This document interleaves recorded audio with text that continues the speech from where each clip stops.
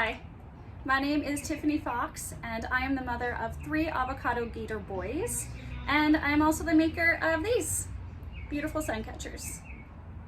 Because we're celebrating arts here at Avocado this week, I wanted to tell you a little bit about my moons and my process.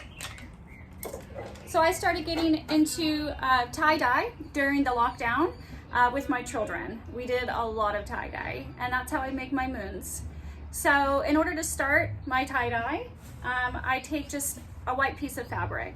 You can use any fabric that you want. This happens to be a polyester blend. I've also tried cotton as well as silk, and they all work. You can also use a liquid dye or a powdered dye. I've tried both, they both work. I tend to get better results with the powdered dye and using an ice dye technique.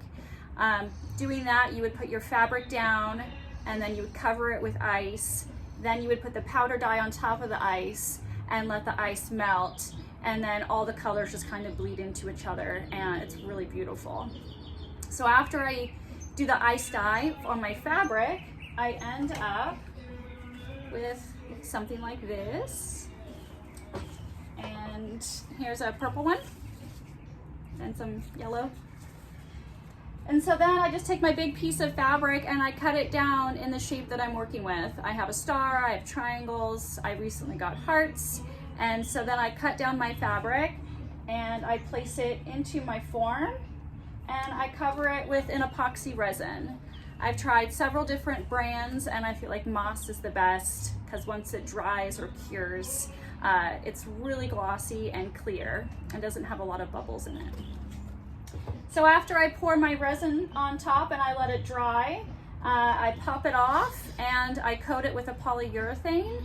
This allows it to be out in the sun and out into the weather without having it become like super gross.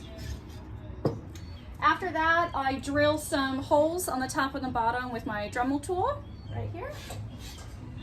And then I add my string. After I add my string, I add my crystal, and I have several different variations on these. And then it's done. And when you're done, we have several different options. This one's a triangle. This is a cute little star moon I have. And then you can hang them in your house, and when the sun catches them, it's really beautiful. Thank you.